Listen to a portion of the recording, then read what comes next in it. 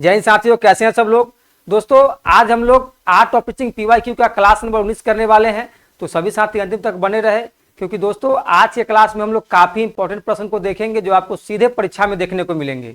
तो जो भी साथी अब तक चैनल को सब्सक्राइब नहीं किए हैं, चैनल को सब्सक्राइब कर दे, वीडियो को लाइक कर दे और अपने दोस्तों में शेयर कर दे। तो दोस्तों आइए हम लोग आज का क्लास शुरू करते हैं। तो देखिए क्वेश्चन नंबर 1 मेरे साथी स्क्रीन पर आ चुका है, तो सभी साथी इस क्वेश्चन को पढ़िए और इसका जवाब कमेंट बॉक्स में लिखिए। उससे पहले सभी साथी से एक आग्रह है कि सभी साथी पेन और पेपर लेकर के बैठे और जो भी क्वेश्चन आपको स्क्रीन पर मेरे साथी दिख रहा है उसका सही आंसर अब आप लोग अपने पेपर पर नोट डाउन करते जाए और मुझे अंत में कमेंट करके बताए कि आपका सही स्कोर कितना आ रहा है। ठीक है, तो चलिए क्वेश्चन नंबर 1 को ध्यानपूर्वक देखिए और इसका सही जवाब बताइए। क्वेश्चन नंबर 1 में बोला है मेरे साथी सिद्धांत का मतलब है, बताइए सिद्धांत का क्या मतलब होता है। तो ऑप्शन नंबर ए में बोला है का सख्ती से पालन किया जाए। सिद्धांत का मतलब होता है का सख्ती से पालन किया जाए। बी में बोल रहा है शिक्षार्थियों और अभिभावकों के लिए। बताइए मेरे साथी सिद्धांत का मतलब होता है शिक्षार्थियों और अभिभावकों के लिए। सी में बोला है पर्यवेक्षकों और प्रशासकों के लिए। डी में हमारे सेवक बने स्वामी नहीं। बताइए मेरे साथी इसका सही जवाब क्या होगा। तो मेरे साथी सिद्धांत का मतलब होता है हमारे सेवक बने स्वामी नहीं। Option number D is the right answer. ठीक है, तो मेरे साथी सिद्धांत का मतलब होता है कि जो भी सिद्धांत का प्रतिपादन किया जाता है वो आपको उपयोग के लिए होना चाहिए, न कि वो आप पर हावी हो जाए। ठीक है, चलिए क्वेश्चन नंबर हम लोग 2 में आते हैं। एक अच्छा शिक्षक होना चाहिए। बताइए मेरे साथी एक अच्छा शिक्षक कैसा होना चाहिए। तो ऑप्शन नंबर ए में बोला है संसाधन पूर्ण और निरंकुश। बी में क्या है साधन संपन्न और सहभागी। मेरे साथी यहाँ पे गलत टाइपिंग हो गया है, यहाँ पे क्या होना चाहिए था संपन्न, यहाँ पे हम लोग लिख देते हैं। ठीक है, संपन्न, साधन संपन्न और सहभागी। सी में है साधन संपन्न और प्रामाणिक। डी में भी क्या होगा मेरे साथी यहाँ पे होगा संपन्न। ठीक है, साधन संपन्न और प्रभावशाली। बताइए इसका सही जवाब क्या होगा। तो मेरे साथी एक अच्छा शिक्षक होना चाहिए साधन संपन्न और सहभागी। Option number B is the right answer. ठीक है, चलिए क्वेश्चन नंबर 3 में चलते हैं हम लोग। क्वेश्चन नंबर 3 में मेरे साथी क्या बोला है निम्नलिखित में से कौन सीखने के लिए SR कनेक्शन पर जोर देता है। तो सबसे पहले हम लोग समझेंगे कि SR कनेक्शन का क्या मतलब होता है। तो मेरे साथी SR का मतलब होता है स्टिमुलस रिस्पांस। क्या होता है मेरे साथी स्टिमुलस रिस्पांस। तो सभी साथी को समझ में आ गया। अब बताइए अब SR कनेक्शन पर जोर कौन कौन मनोवैज्ञानिक देते हैं, कौन कौन शिक्षा शास्त्री देते हैं। तो ऑप्शन नंबर ए में मेरे साथी पावलोव, बी में वाटसन, सी में थॉर्नडाइक और डी में इनमें से सभी। बताइए मेरे साथी इसका सही जवाब क्या होगा। तो मेरे साथी SR मतलब स्टिमुलस रिस्पांस के माध्यम से सीखने पर जोर देते हैं ये तीनों मनोवैज्ञानिक। तो क्या होगा इसका सही जवाब। Option number D is the right answer. ठीक है, चलिए क्वेश्चन नंबर 4 में आइए। क्वेश्चन नंबर 4 में मेरे साथी क्या बोला है पसंदीदा मूल्य प्रणाली के आधार पर जीवन शैली विकसित करने की क्षमता है। बताइए पसंदीदा मूल्य प्रणाली के आधार पर जीवन शैली विकसित करने की क्षमता है। बताइए मेरे साथी का सही जवाब क्या होगा। ऑप्शन नंबर ए में है जवाब देना, बी में है मूल्य निर्धारण, सी में है आयोजन करना और डी में है चरित्र चित्रण। इसका सही जवाब क्या होगा। तो मेरे साथी इस क्वेश्चन का सही जवाब हो जाएगा option number D is the right answer चरित्र चित्रण। ठीक है, चलिए क्वेश्चन नंबर 5 में हम लोग आते हैं। क्वेश्चन नंबर 5 में क्या बोला है बौद्धिक कौशल परिलक्षित होता है। बताइए बौद्धिक कौशल परिलक्षित होता है मेरे साथ किस में।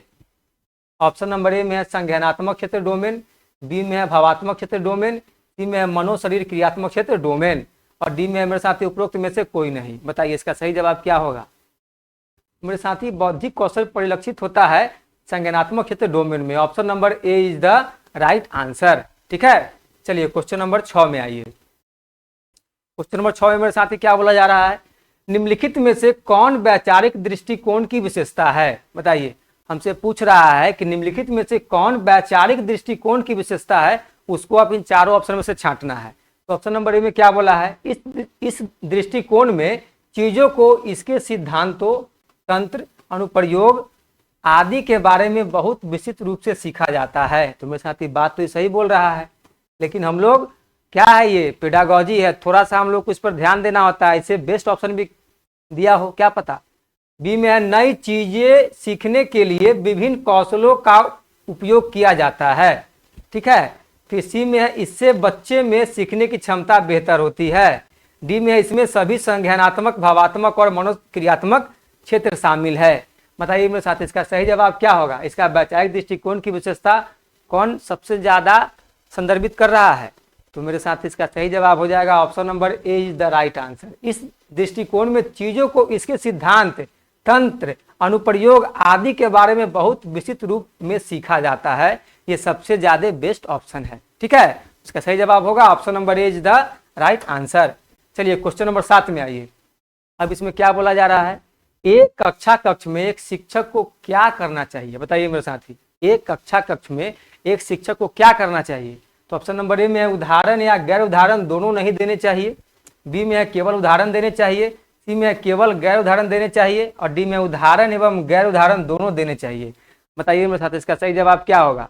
इसका सही जवाब हो जाएगा option number D is the correct answer. उदाहरण एवं गैर उदाहरण दोनों देने चाहिए। ठीक है, चलिए क्वेश्चन नंबर 8 में आइए। इसमें क्या बोला जा रहा है मेरे साथी? इस क्वेश्चन में बोला जा रहा है CAI का मतलब है। बताइए CAI का क्या मतलब होता है? तो ऑप्शन नंबर ए में है कंप्यूटर विश्लेषण निर्देश। सी में है कंप्यूटर सहायता प्राप्त निर्देश। सी में है कंप्यूटर सहायता प्राप्त साक्षात्कार। डी में है कंप्यूटर विश्लेषण साक्षात्कार। बताइए मेरे साथी क्या होगा? सबसे पहले मेरे साथी हम लोग समझ लेंगे CAI का मतलब। CAI का मतलब क्या होता है?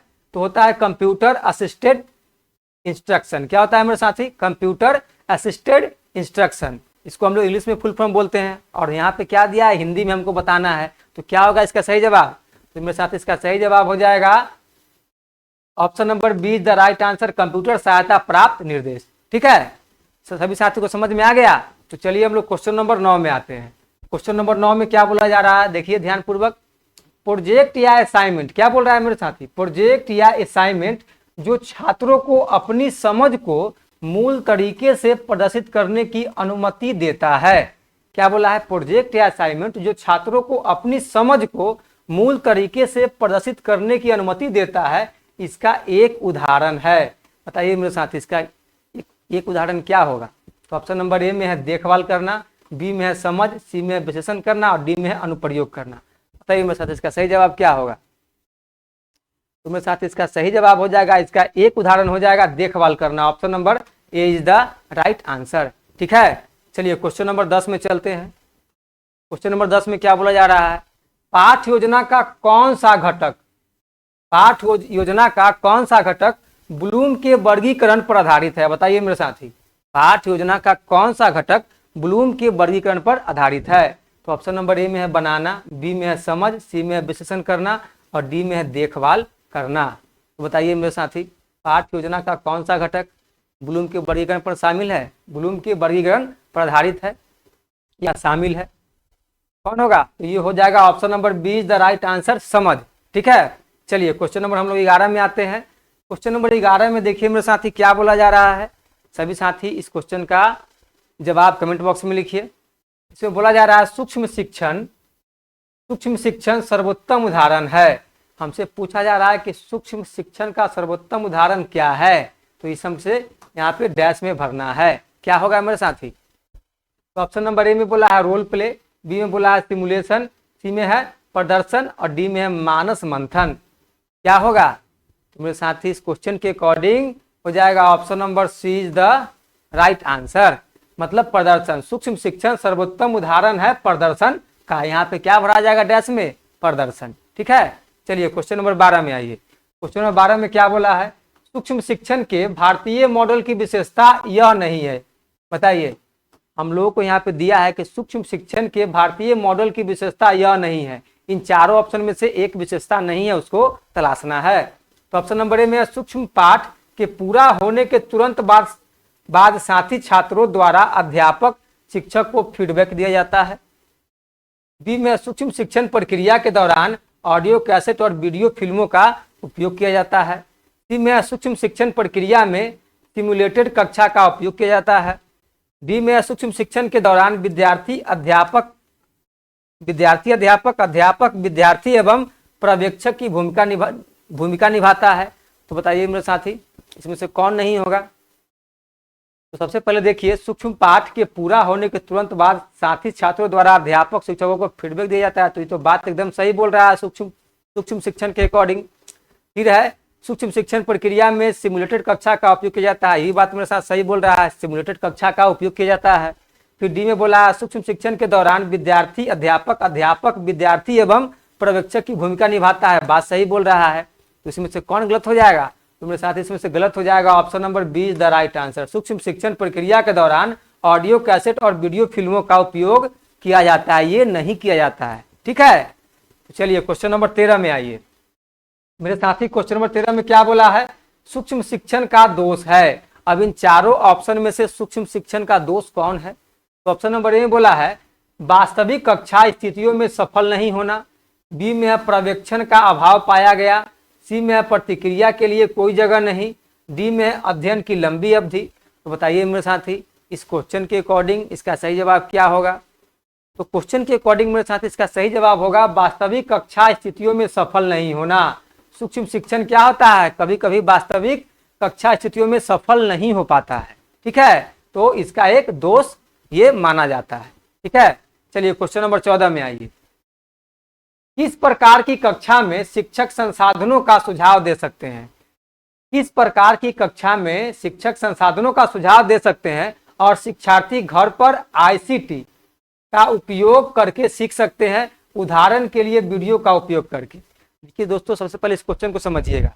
क्वेश्चन ने बोला है किस प्रकार की कक्षा में शिक्षक संसाधनों का सुझाव दे सकती हैं। मान लीजिए मेरे साथी कि यहाँ पे बोला है कि वीडियो का उपयोग करके आप एक शिक्षक है, क्लासरूम में आप अपने बच्चों को किसी भी चीज का आप पढ़ा रहे हैं, उस पर छोटा सा वीडियो दिखा दिए और वीडियो दिखा करके आप उसको बोले कि आप जाइए इस काम को आप घर से करके लाइएगा, इस काम को आप आईसीटी के माध्यम से पूरा करिएगा। तो वही यहाँ पे पूछा जा रहा है कि आप उसको क्या करने के लिए सलाह देंगे, ऐसा उसको आप क्या सलाह देंगे जिससे बच्चा इस चीजों को अच्छे से सीख जाए। तो ऑप्शन नंबर ए में है बहिष्कृत कक्षा, बी में है पृथक कक्षा, सी में औपचारिक कक्षा और डी में है मेरे साथी फ्लिप्ड। क्या है? फ्लिप्ड। इसका सही जवाब क्या होगा? तो मेरे साथ इसका सही जवाब होता है flipped. Option number D is the right answer. अब फ्लिप्ड होता क्या है? तो मेरे साथी फ्लिप्ड है एक क्लासरूम मॉडल। आइए हम लोग यहाँ पे देख लेते हैं, FLIPPED फ्लिप्ड क्या होता है? ये क्लासरूम मॉडल है। ये कैसे काम करता है मेरे साथी? तो ये काम करता है आपको विद्यालय से बाहर, जब आप बच्चा घर पे होता है तो वो ऑनलाइन माध्यम या किसी भी संसाधन के माध्यम से नई नई चीज़ों को सीखता है और अपने ज्ञान का सृजन करता है। उस चीज़ को हम लोग बोलते हैं फ्लिप्ड क्लासरूम मॉडल। ठीक है, समझ में आया? तो ये यहाँ पे दिया हुआ है फ्लिप्ड। समझ में आया? तो क्वेश्चन के अकॉर्डिंग बोला गया था कि शिक्षार्थी घर पर आईसीटी का उपयोग करके सीखता है, मतलब क्लासरूम से बाहर। आपको विद्यालय में उसको नहीं सिखाना है, वो घर पे जाकर सीखेगा। तो घर पे ऑनलाइन के माध्यम से सीखेगा या किसी अन्य संसाधन से सीखेगा। तो ऑनलाइन या अन्य संसाधन से बच्चा जो स्कूल के बाहर सीख रहा है उसी को हम लोग बोलते हैं फ्लिप्ड मॉडल क्लासरूम। ठीक है, चलिए हम लोग क्वेश्चन नंबर 15 में आएंगे। क्वेश्चन नंबर 15 में क्या है? पर्यवेक्षण का मूल उद्देश्य डैश में सहायता करना है। बताइए मेरे साथी, पर्यवेक्षण का मूल उद्देश्य डैश में सहायता करना है। किस में सहायता करना है? तो ऑप्शन नंबर ए में शिक्षक को शिक्षण तरीकों में सुधार करने में, बी में शिक्षक को विद्यार्थियों को समझने में, सी में है बच्चों को अधिक प्रभावी ढंग से सीखने में और डी में शिक्षकों को विद्यार्थियों से निपटने में। बताइए मेरे साथी, इस क्वेश्चन का जवाब तो सभी साथी एकदम करेक्ट मारिएगा। क्या होगा बताइए? तो मेरे साथी इस क्वेश्चन का जवाब होगा option number A is the right answer. शिक्षक को शिक्षण तरीकों में सुधार करने में क्या करता है? ये मूल उद्देश्य है पर्यवेक्षण का, जो सहायता करता है। ठीक है, तो यहाँ पे क्या भराएगा? पर्यवेक्षण का मूल उद्देश्य शिक्षक को शिक्षण तरीकों में सुधार करने में सहायता करता है। बताइए कोई भी साथी को जरा सा थोड़ा सा कहीं भी कोई डाउट तो मेरे साथी आप लोग बेशक कमेंट बॉक्स में लिखिए। चलिए हम लोग क्वेश्चन नंबर 16 में देखेंगे। क्वेश्चन नंबर 16 में क्या बोला है? सूचना खोज व्यवहार का एपिसोडिक मॉडल किसने विकसित किया है? बताइए मेरे साथी, सूचना खोज व्यवहार का एपिसोडिक मॉडल किसने विकसित किया है? तो ऑप्शन नंबर ए में है मेरे साथी निकोलस जे बेल्किन, बी में है अल्फ्रेडा चैटमैन, सी में है डेविड एलिस और डी में है मेरे साथी टीडी विल्सन। इसका सही जवाब क्या होगा? बताइए मेरे साथी, सूचना खोज व्यवहार का एपिसोडिक मॉडल किसने विकसित किया है? तो ये विकसित किए थे Nicholas J Belkin. Option number A is the right answer. ठीक है, चलिए क्वेश्चन नंबर 17 में आइए मेरे साथी। क्वेश्चन नंबर 17 में क्या बोला है? समावेशी शिक्षा डैश के सिद्धांत पर आधारित है। बताइए समावेशी शिक्षा किसके सिद्धांत पर आधारित है? तो यहाँ पे हमको भरना है। ए में है सामाजिक संतुलन, बी में है समता एवं समान अवसर, सी में है सामाजिक अस्तित्व एवं वैश्वीकरण, डी में है विश्व बंधुता। बताइए मेरे साथ इसका सही जवाब क्या होगा? बताइए। तो मेरे साथी इसका सही जवाब होगा समता एवं समान अवसर। Option number B is the right answer. तो समावेशी शिक्षा समता एवं समान अवसर के सिद्धांत पर आधारित है। ठीक है, अब सभी साथी हमको कमेंट में बताएंगे कि समता का मतलब क्या होता है और समानता का मतलब क्या होता है। ठीक है, दोनों में आप लोग अंतर स्पष्ट करके कमेंट बॉक्स में लिखिए। चलिए क्वेश्चन नंबर 18 में आइए। शिक्षण में सफल होने के लिए एक शिक्षक को अपने काम के प्रति समर्पित होना होगा। बताइए इस शिक्षण में सफल होने के लिए एक शिक्षक को अपने काम के प्रति किस तरीके से समर्पित होना पड़ेगा? हमको अब वही चीज यहाँ बताना है। तो ऑप्शन नंबर ए में बोला है अपने विद्यार्थियों की मदद के लिए सदैव तत्पर रहते हैं, बी में छात्रों के प्रति सम्मान की कमी, सी में छात्रों के साथ पक्षपातपूर्ण व्यवहार करे, डी में भावनात्मक रूप से अपरिपक्व। बताइए मेरे साथी क्या होगा इसका सही जवाब? तो मेरे साथी इसका सही जवाब हो जाएगा option number A is the correct answer. अपने विद्यार्थियों की मदद के लिए सदैव तत्पर रहते हैं। ठीक है, चलिए क्वेश्चन नंबर 19 में आइए। सीखने को आकर्षक बनाने के लिए आवश्यक कारक है। क्या है मेरे साथी? सीखने को आकर्षक बनाने के लिए आवश्यक कारक है। क्या है सीखने को आकर्षक बनाने के लिए आवश्यक कारक? तो ऑप्शन नंबर ए में है इनाम, बी में है सजा, सी में है इनाम एवं सजा दोनों, और डी में इनमें से कोई नहीं। तो बोलिए क्या होगा? आप लोग मेरे साथ शिक्षक है, जब आप बच्चा को कुछ चीज सिखाएंगे तो आप क्या आकर्षक बनाएंगे कि बच्चा को सीखने में मदद मिलेगा? तो ये हो जाएगा option number C is the right answer. इनाम एवं सजा बच्चों सीखने को आकर्षक बनाने के लिए आवश्यक कारक के रूप में इसको देखा जाता है, इनाम एवं सजा दोनों को। ठीक है, चलिए क्वेश्चन नंबर 20 में आइए। आप शिक्षण का पेशा इसलिए अपनाना चाहते हैं क्योंकि? बताइए मेरे साथी आप शिक्षण का पेशा क्यों अपनाना चाहते हैं? तो आप अपने आप में सोचिए और इसका जवाब यहाँ पे कमेंट बॉक्स में लिखिए कि क्या होगा। अपने आप इसका जवाब मिल जाएगा। तो ऑप्शन नंबर ए में क्या है? आपके परिवार में कई अन्य लोग शिक्षक है। मेरे साथी बहुत सारे लोग होते हैं ना कि हाँ भाई मेरे घर में बहुत सभी लोग शिक्षक है तो हमको भी शिक्षक बनना है। तो ऐसी बहुत लोगों में विचारधारा होती है। बी में क्या है? आजीविका कमाने के लिए कोई अन्य विकल्प नहीं है। अब मान लीजिए कि बहुत सारे लोग हैं, अब कोई और साधन कमाने का नहीं, तो चलो भाई बच्चा को पढ़ाने ही लगते हैं। तो ये भी क्या हो सकता है? क्या देखिए क्या होगा। इसी में बच्चे अधिक आदर और श्रद्धा रखते हैं, बच्चे अधिक आदर और श्रद्धा रखते हैं, इसीलिए चलो भाई टीचिंग का काम करते हैं। डी में आपको भावी नागरिकों को संभालने और प्रशिक्षित करने का अवसर मिलता है। बताइए मेरे साथ इसका सही जवाब क्या होगा? आप शिक्षण का पेशा इसलिए अपनाना चाहते हैं क्योंकि इन चारों में से आपको क्या लगता है क्या होगा? अपने अकॉर्डिंग सोचिए और इसका जवाब मारिए। तो मेरे साथ इसका सही जवाब हो जाएगा option number D is the right answer. आपको भावी नागरिकों को संभालने और प्रशिक्षित करने का अवसर मिलता है। ठीक है मेरे साथी, मेरे सखा, मेरे बंधु, मेरे मित्र। ठीक है, चलिए अगर आप लोगों को क्लास पसंद आ रहा है तो आप लोग लाइक का बटन भी दबा दीजिए। ठीक है, चलिए क्वेश्चन नंबर 21 में आइए। मूल्यांकन की त्रुटि है। बताइए मेरे साथी, अब आप जो यहाँ 4 जो ऑप्शन देख रहे हैं इनमें से मूल्यांकन की त्रुटि क्या क्या है? अब इस चीज को हमको बताना है। तो ऑप्शन नंबर ए में है व्यक्तिगत त्रुटि, बी में है चरात्मक त्रुटि, सी में है स्थिति त्रुटि, और डी में है मेरे साथी ये सभी। क्या होगा इसका सही जवाब? तो मेरे साथी मूल्यांकन की त्रुटि में ये तीनों शामिल है। व्यक्तिगत त्रुटि भी देखने को मिलता है, चरात्मक त्रुटि भी देखने को मिलता है, और स्थिति त्रुटि भी देखने को मिलता है। तो साथी इसका क्या हो जाएगा जवाब? Option number D is the right answer. मूल्यांकन की त्रुटि में ये तीनों बराबर का हिस्सेदार है, बराबर का शामिल है। ठीक है, बराबर की अपनी तीनों भूमिका निभाता है। चलिए क्वेश्चन नंबर 22 में आइए। आकलन का उपयोग किया जाता है। बताइए मेरे साथी आकलन का उपयोग कहाँ किया जाता है? आकलन का क्या उपयोग है वो हमको बताना है। ऑप्शन नंबर ए में भविष्य के छात्र के सीखने में सुधार करने में, भविष्य के छात्र के सीखने में सुधार करने में, बी में है नई जानकारी का विश्लेषण और संश्लेषण करने में, सी में है पिछली जानकारी को याद करने में, और डी में है मेरे साथी सभी। क्या होगा इसका सही जवाब? तो मेरे साथी भविष्य की यहाँ भविष्य में होगा। ठीक है, भविष्य में, के नहीं भविष्य में। भविष्य में छात्र के सीखने में सुधार करने में बात सही बोल रहा है। नई जानकारी का विश्लेषण और संश्लेषण करने में ये बात सही बोल रहा है। सी में पिछली जानकारी को याद करने में मेरे साथ यही बात सही बोल रहा है। आकलन, जैसे मान लीजिए अब आपका कोई परीक्षा होगा तो आप लोग कैसे रिवीजन करते हैं कि भाई मेरा परीक्षा होने वाला है, मेरा एग्जाम होने वाला, हमको पढ़ना जरूरी, नहीं तो हम फेल कर जाएंगे। तो ये भी तौर पे मतलब उसी तौर पे यहाँ इसको लिया गया है कि पिछली जानकारी को याद करने में, तो क्या होगा यहाँ पे हो जाएगा option number D is the right answer. क्या होगा मेरे साथी, यहाँ पे इसका सही जवाब हो जाएगा option number D is the correct answer. ठीक है, तो चलिए क्वेश्चन नंबर 23 में आइए। अब इस क्वेश्चन का जवाब बताइए।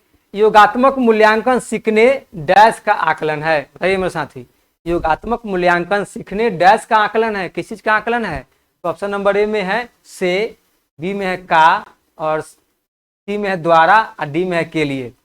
ये वाला तो किसी भी साथी से थोड़ा सा भी मिस्टेक नहीं होना चाहिए, एकदम इसका एकदम एग्जैक्ट आपको जवाब देना है। क्या है? योगात्मक मूल्यांकन सीखने डैश का आकलन है। क्या होगा मेरे साथी? तो योगात्मक मूल्यांकन सीखने का आकलन होता है। किसका होता है? सीखने का आकलन होता है। मतलब योगात्मक मूल्यांकन कब किया जाता है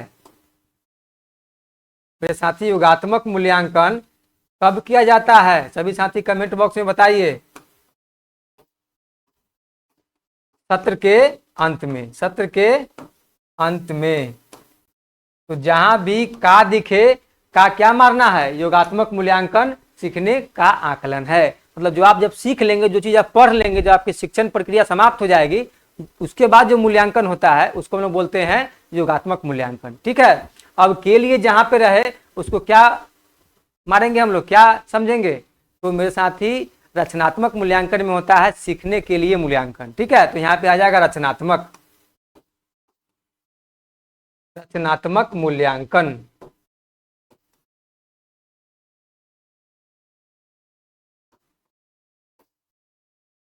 रचनात्मक मूल्यांकन में क्या होगा मेरे साथी? ये होता है सीखने के लिए मूल्यांकन। जैसे आप जब पढ़ रहे हैं तो फिर पढ़ रहे हैं तो उसके बाद क्या होता है कि महीने 2 महीने के बाद जो धीरे धीरे जो टेस्ट लिया जाता है आपके विद्यालय में, उसी को हम लोग बोलते हैं रचनात्मक मूल्यांकन, जिसमें बच्चा की कमियों को देख करके उसमें उसका सुधार किया जाता है। ठीक है, चलिए तो सभी साथी को समझ में आ गया। क्वेश्चन नंबर 23 का option number B is the right answer. Question number 24 में आइए। इसमें क्या है? पाठ्यचर्या की मनोवैज्ञानिक आधार पाठ्यचर्या विकसित करने वालों को की प्रकृति। देखिए यहाँ पे ध्यान देना है मेरे साथी, यही क्या होता है, आपको भाषा में आपको फंसाता है। जब आप वर्ड प्रॉब्लम को जब आप सॉल्व कर लेते हैं ना क्वेश्चन का, तो उसी समय समझिए कि आप 50% क्वेश्चन को सॉल्व कर लेते हैं। यहाँ पे क्या बोला, ध्यान से देखिए। पाठ्यचर्या की मनोवैज्ञानिक आधार पाठ्यचर्या विकसित करने वालों को की प्रकृति, क्या बोल रहा है? की प्रकृति को समझने में मदद करता है। मतलब किसकी प्रकृति को समझने में मदद करता है, ये हमसे पूछा जा रहा है। तो मेरे साथी क्वेश्चन नंबर ए ऑप्शन में बोला है क्या? विषय वस्तु, बी में बोला है शिक्षार्थी, सी में बोला है शिक्षक, और डी में बोला है मेरे साथी विचार। अब बताइए आप लोग किसकी प्रकृति को समझने में मदद करता है? तो सिंपल सा जवाब है मेरे साथी, क्या होगा? यहाँ पे होगा शिक्षार्थी। Option number B is the correct answer. ठीक है, समझ में आ रहा है सभी साथी को? जरा सा भी, थोड़ा सा भी, कहीं भी कोई दिक्कत, कोई भी दिक्कत तो मेरे साथी कमेंट बॉक्स में लिखिए। चलिए क्वेश्चन नंबर 25 में आइए। इसमें क्या है? पाठ्यचर्या सुधार एक प्रक्रिया होनी चाहिए। बताइए मेरे साथी, पाठ्यचर्या सुधार कैसी प्रक्रिया होनी चाहिए? तो ऑप्शन नंबर ए में है अंतिम, बी में है प्रारंभिक, सी में है आंतरिक, और डी में है सतत। बताइए मेरे साथी, पाठ्यचर्या सुधार एक प्रक्रिया होनी चाहिए, कैसी प्रक्रिया होनी चाहिए? तो ये होनी चाहिए सतत प्रक्रिया। कैसी? सतत। Option number D is the right answer. ठीक है, चलिए क्वेश्चन नंबर 26 में आइए मेरे साथी। क्वेश्चन नंबर 26 में क्या बोला जा रहा है? शिक्षण अधिगम प्रक्रिया में निम्नलिखित में से कौन से आश्रित चर है? बताइए, शिक्षण अधिगम प्रक्रिया में निम्नलिखित में से कौन से आश्रित चर है? हमको आश्रित चर बताना है जिस पर शिक्षण अधिगम प्रक्रिया टिका हुआ है। किस पर है मेरे साथी? इसका किसी भी साथी का जवाब आप गलत नहीं होना चाहिए। इस पर टिका हुआ है। तो ऑप्शन नंबर ए में है छात्र, बी में है सिद्धांत, सी में है शिक्षक, और डी में है माता पिता। तो हम लोगों ने क्या पढ़ा है कि जहां भी शिक्षण अधिगम की बात आ जाए वहां बच्चा भगवान है, बच्चा से ऊपर कुछ भी नहीं है। तो यहाँ पे क्या हो जाएगा आंसर? यहाँ हो जाएगा option number C is the right answer, छात्र। ठीक है, चलिए क्वेश्चन नंबर 27 में आइए। निम्नलिखित में से कौन सा सीखने का नियम है? बताइए मेरे साथी, तुमसे पूछ रहा है निम्नलिखित में से कौन सा सीखने का नियम है? अब सीखने का नियम क्या होगा? ऑप्शन नंबर ए में है प्रेरणा का विकास, बी में है व्यक्तिगत अंतर का कानून, सी में है अभ्यास का नियम और डी में है मेरे साथी कोई नहीं। तो बताइए क्या होगा? बताइए मेरे साथी, सभी साथी कमेंट बॉक्स में इसका जवाब लिखिए। तो देखिए मेरे साथी, सीखने का नियम जो होता है वो क्या होता है? अभ्यास का नियम। Option number C is the right answer. ठीक है, कोई भी साथी को कोई दिक्कत? चलिए हम लोग क्वेश्चन नंबर 28 देखते हैं। क्वेश्चन नंबर 28 में क्या बोला है? कौन सा शिक्षण सिद्धांत सीखने की प्रक्रिया में शिक्षार्थी की सक्रिय भागीदारी के लिए आधार के रूप में आंतरिक प्रेरणा के साथ अंतःक्रियात्मक सेटिंग में सहायता प्रदान करता है? बताइए मेरे साथी, अब हमको क्वेश्चन में क्या कहा आप लोग समझे? क्वेश्चन के आप जब तक वर्ड प्रॉब्लम को सॉल्व नहीं करेंगे आपका क्वेश्चन सॉल्व नहीं होगा। क्या बोला है? कौन सा शिक्षण सिद्धांत, हमसे कौन सा शिक्षण सिद्धांत के बारे में पूछा जा रहा है जो सीखने की प्रक्रिया में शिक्षार्थी की सक्रिय भागीदारी, जहां पे बच्चा कोई भी चीज सीखता है तो उसमें क्या होता है? सक्रिय पार्टिसिपेट करता है के आधार भागीदारी के लिए आधार के रूप में आंतरिक प्रेरणा के साथ अंतःक्रियात्मक सेटिंग में सहायता प्रदान करता है। तो ये किनका है? बताइए मेरे साथी, ये किनका सिद्धांत है? ये वाइगोत्स्की साहब का सिद्धांत है कि नहीं? सक्रिय भागीदारी तो किनका हो जाएगा? तो बताइए ऑप्शन नंबर ए में वाटसन का एएसआर सिद्धांत। अब एएसआर का मतलब समझ लिए ना, क्या समझे हैं? एएसआर का मतलब मेरे साथी स्टिमुलस रिस्पॉन्स। बी में क्या है? स्किनर का पुनर्बलन सिद्धांत और सी में है क्या? वाइगोत्स्की का रचनावादी सिद्धांत और डी में है कोहलर का अंतर्दृष्टि सिद्धांत। क्या होगा मेरे साथी? इसका सही जवाब हो जाएगा option number C is the right answer, Vygotsky का रचनावादी सिद्धांत। ठीक है, समझ में आया? तो चलिए क्वेश्चन नंबर 29 में आइए मेरे साथी। क्वेश्चन नंबर 29 में क्या बोला है? शिक्षकों को सहायक सामग्री के उपयोग की सावधानी पूर्वक योजना और कल्पना करनी चाहिए। हमसे क्वेश्चन में क्या बोल रहा है? ध्यान पूर्वक देखिएगा। शिक्षकों को सहायक सामग्री के उपयोग की सावधानी पूर्वक योजना और कल्पना करनी चाहिए। अब कैसी योजना और कैसी कल्पना करनी चाहिए मेरे साथी? तो आइए हम लोग ऑप्शन में देखते हैं। ए में बोला है प्रभावी नागरिकों के उत्पादन करने के लिए, बी में है इसकी वास्तविक प्रस्तुति के लिए, अब सी में है इसकी वास्तविक प्रस्तुति से पहले और डी में है विद्यार्थियों की जानकारी एकत्र करने के लिए। तो बताइए मेरे साथ इसका सही जवाब क्या होगा? तो ऑप्शन नंबर ए में बोला है प्रभावी नागरिकों के उत्पादन करने के लिए। अब प्रभावी नागरिकों का उत्पादन आप लोग कैसे करेंगे? ये संभव है क्या? तो ये गलत हो गया। इसकी वास्तविक प्रस्तुति के बाद आप इसका उपयोग करके ही क्या करेंगे? फिर बीसी में क्या है? इसकी वास्तविक प्रस्तुति से पहले। सही बात है मेरे साथी, option number C is the correct answer. आप जो भी मेरे साथी उपयोग करेंगे वो योजना या कल्पना, उसकी क्या होगा? वो वास्तविक प्रस्तुति से पहले करेंगे ताकि जो भी वहां पे चीजें प्रस्तुत हो वह बेहतर ढंग से हो। ठीक है, और डी में है विद्यार्थियों की जानकारी एकत्र करने के लिए। तो ये तो ऐसे ही खत्म हो जाएगा। इसका सही जवाब क्या होगा? इसकी वास्तविक प्रस्तुति से पहले। Option number C is the correct answer. समझ में आया? तो चलिए क्वेश्चन नंबर 30 में आइए मेरे साथी, हम लोग क्वेश्चन नंबर 30 देखेंगे। क्वेश्चन नंबर 30 में क्या बोला है? श्रव्य शिक्षण सहायक उपकरण। क्या बोल रहा है? श्रव्य शिक्षण सहायक उपकरण सुविधा प्रदान करते हैं। किसमें सुविधा प्रदान करते हैं मेरे साथी? तो ऑप्शन नंबर ए में छात्र शिक्षक संबंध, बी में शिक्षण तकनीक, सी में देखने का कार्य और डी में श्रवण कार्य। तो बताइए इसका सही जवाब क्या होगा? तो मेरे साथ इसका सही जवाब होगा option number D is the right answer. ये श्रवण कार्य में सुविधा प्रदान करते हैं। बताइए कोई भी साथी को कोई डाउट बचा क्या इस क्वेश्चन में? तो कोई डाउट मेरे साथी नहीं बचा है तो आप सभी साथी चैनल को सब्सक्राइब कर दीजिए, वीडियो को लाइक कर दीजिए और अपने दोस्तों में शेयर कर दीजिए। ठीक है, और उससे पहले सभी साथी कमेंट में बताइए कि सभी साथियों का 30 में कितना नंबर आ रहा है। ठीक है, ताकि मुझे पता चले कि हमारे सभी साथियों का तैयारी किस लेवल तक हो गया है। ठीक है दोस्तों, तो लोग फिर मिलेंगे अगले क्लास में नए क्वेश्चन के साथ, नए टॉपिक के साथ। आज के लिए इतना ही। धन्यवाद। जय हिंद।